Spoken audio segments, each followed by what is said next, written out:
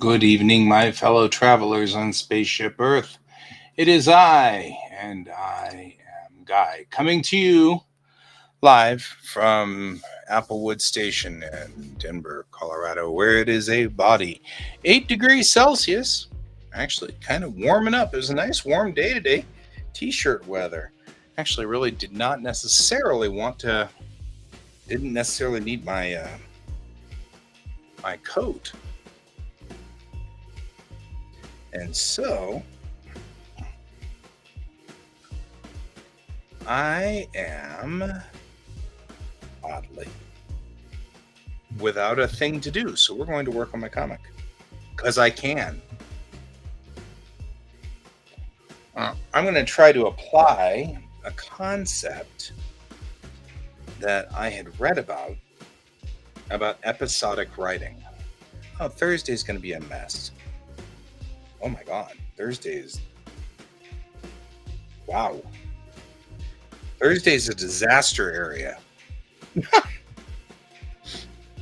We're going to get 20 centimeters of snow between Wednesday night and Friday morning. Okay, I'm not going to school on Thursday. I'm already just going to tell these guys that. I'm going to say, hey, I'm not coming in on Thursday, just so you guys all know. Because that's a lot of purple right there. The purple, that's a lot of purple. I'm not so hot on that purple. This snowstorm coming in on, it's Pi Day, no less. I think actually Kiddo might take the day off too. This looks like one of those storms. I don't need to go to work. I don't need to go to school. I'm not messing with it. So I'll drive in on Wednesday as the storm is rolling in on me. And then I will say, yeah, and yelp out of that one. And I will trade my child a day off, provided my child shovels walks on Friday morning. All right, open recent. And we haven't done this in a while, I guess. But Grand completes Act 1, Momentary Ghosts. Ghosts 3. I want to talk about Ghosts.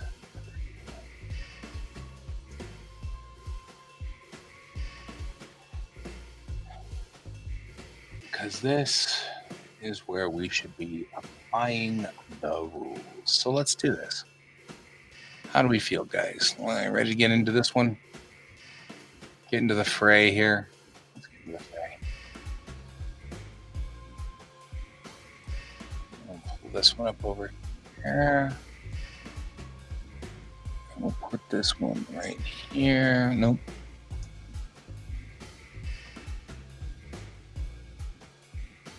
So,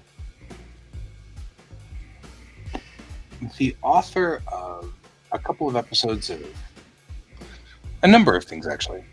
The author of a number of episodes had 6 rules for episodic writing. I'll actually put them up here so that we can discuss them.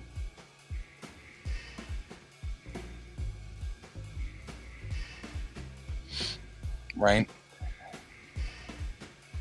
So, first one, he says create larger than life characters. Well, we've already done that, so they're either larger than life or they're not. But whatever's the story, we need to make sure all I'm really going to do here is see whether I've covered all the bases when we get to this point.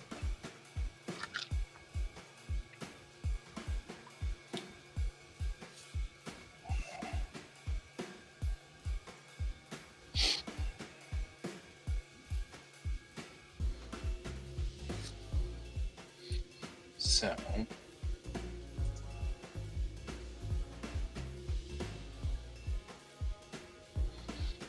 says 2, let the character's wants drive your plot.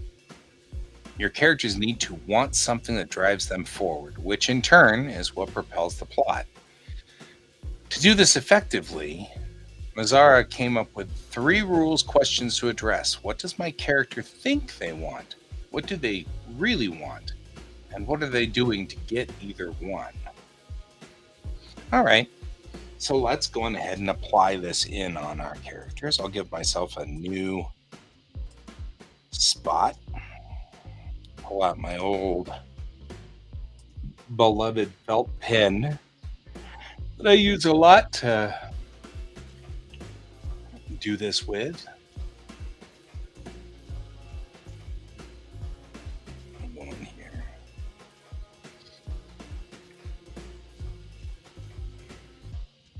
The thing about Alex as a character is I think that what she thinks she wants and what she actually wants are always going to be the same.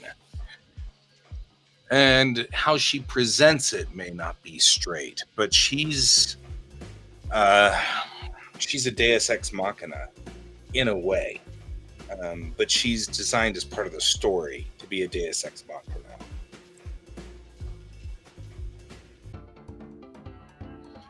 And so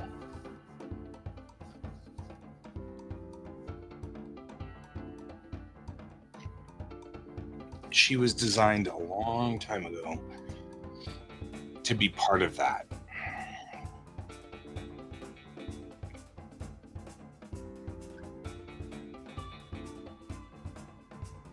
So, what does Alex want? She's over here. Alex wants to get away from everybody.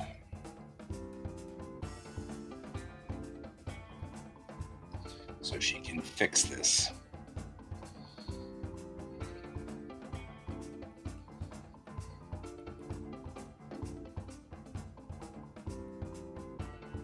The question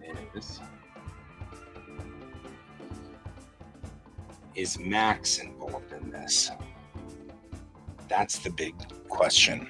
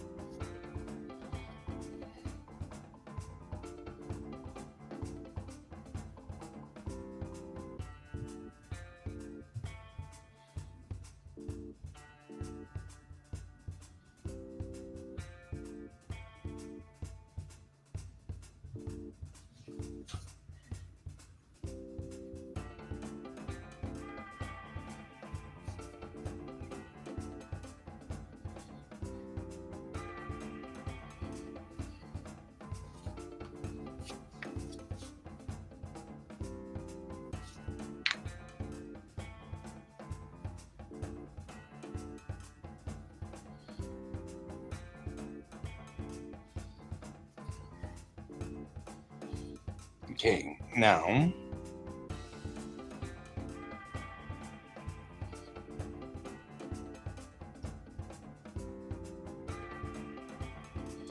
what does Miro want?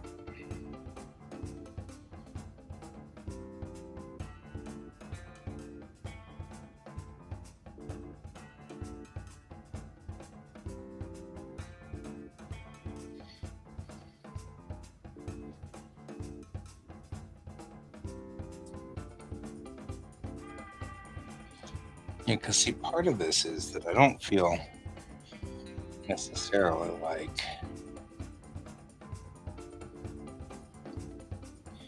we've been too much of a threat.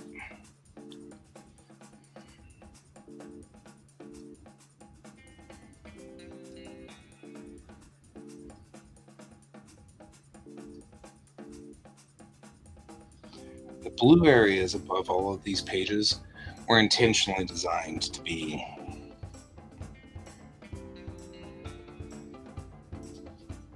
set up.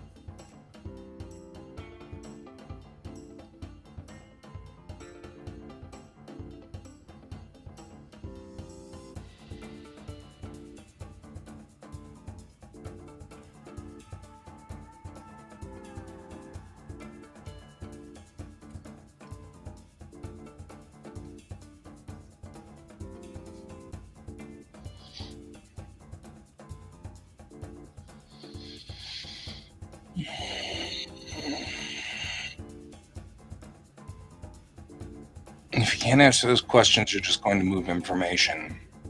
You're just going to defer your story. It's important every time a character enters the scene, they must want something. Another engaging technique is using a character's internal conflict to make them their own worst enemy, meaning your character will get their want, but by getting their want, they also complicate their lives, and that complication becomes their future story. The characters burn up story because they have an engine.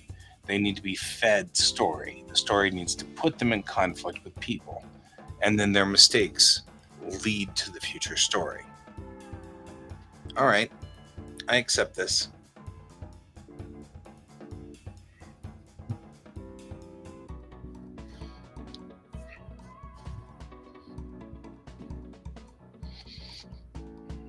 So, what's our conflict in this scene?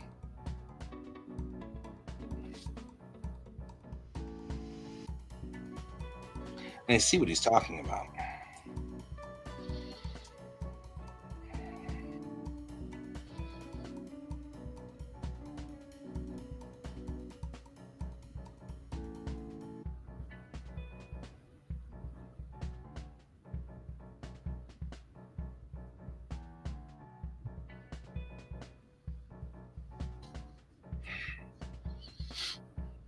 The only problem I'm having with my story these days is there's a lot of ethnocentricity in my characters. They are ethnocentric, as in they're very stuck in their own culture, which to me seems very strange.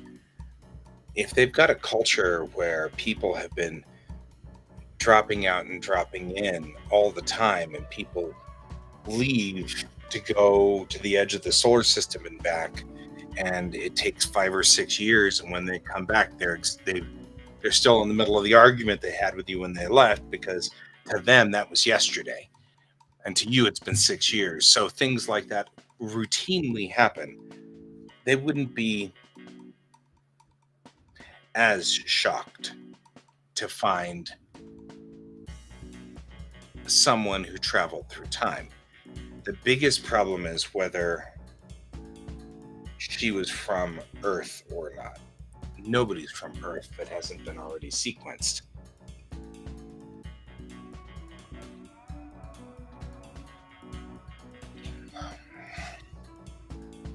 The only problem is, I guess, what we can do is make that sequenced to, she's got this protein or whatever on her DNA chains, which wasn't which was only seen in 15 people who left Earth. And until now, they didn't think that any of them had survived that threat. So that might be, it's interesting enough to pique their interest, but not so interesting that they would lock her into a zoo.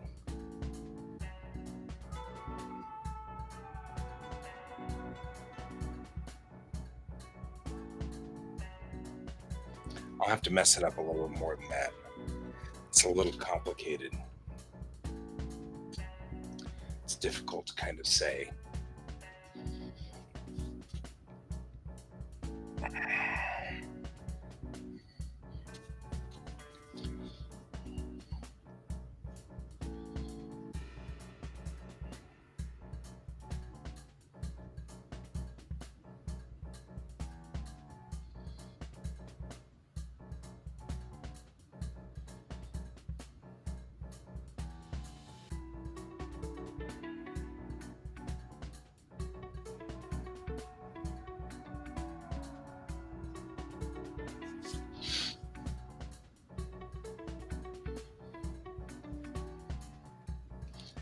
And the reason that this is a good thing is Alex wants, at the end of this scene, Alex wants to leave.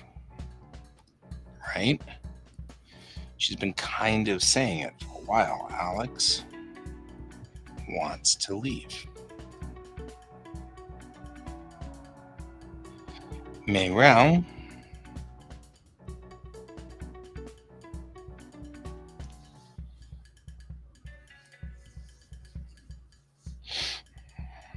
Doesn't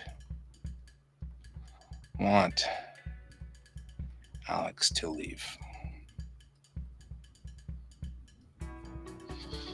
That puts them in conflict. There.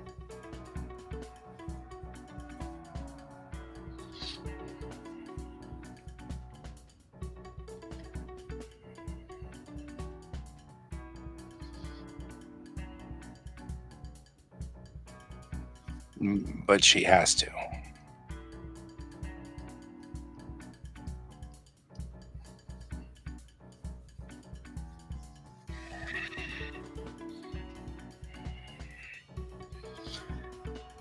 I can accomplish the same thing I was looking for in this scene by making it a little bit more like a conflict.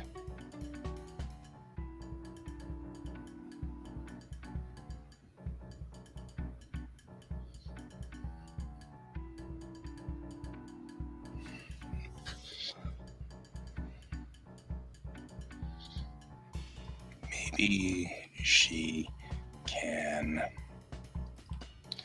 join up.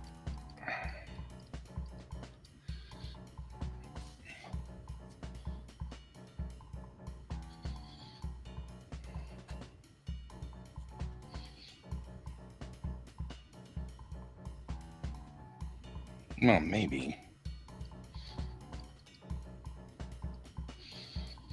But why? And she's like, I just think she'll be safer on the kitty wake.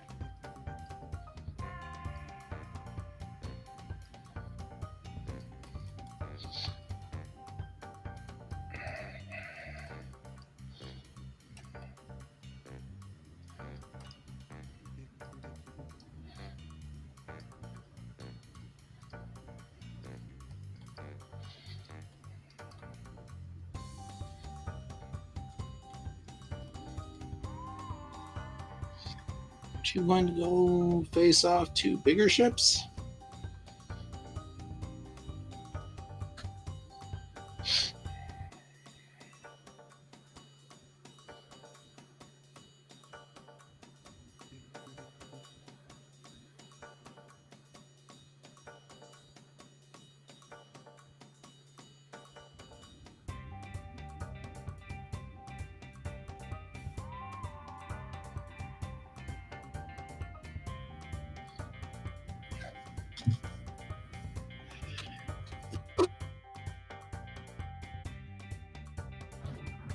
There we go.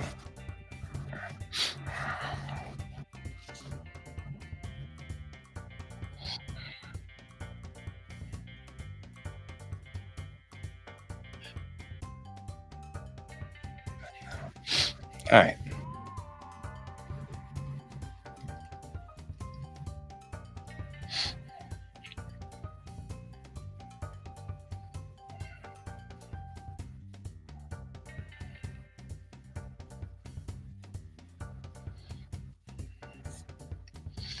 I agree. This is a much more interesting scene.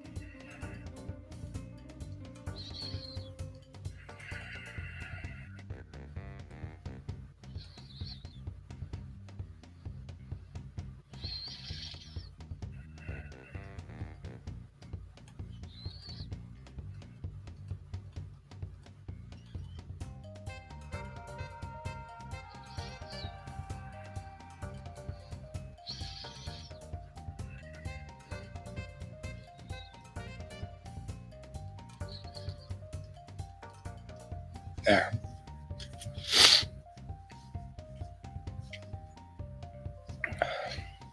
I like that.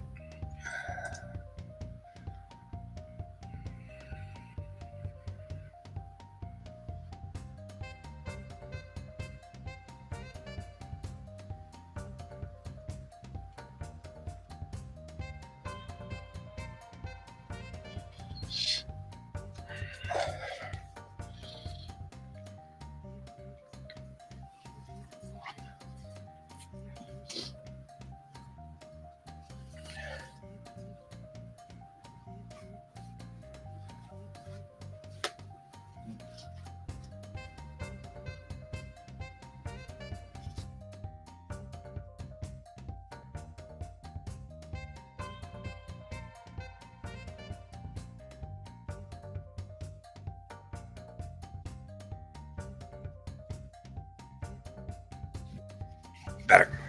All right.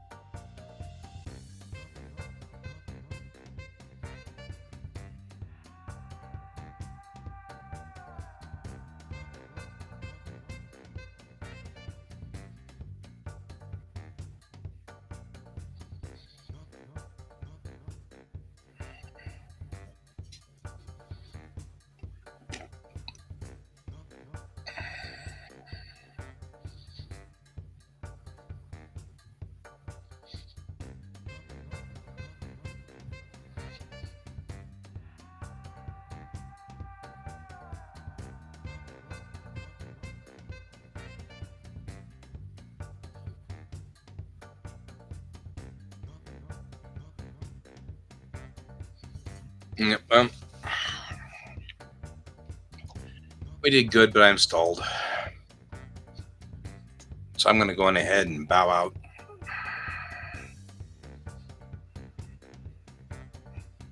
And I will see you all, not tomorrow, but tomorrow evening.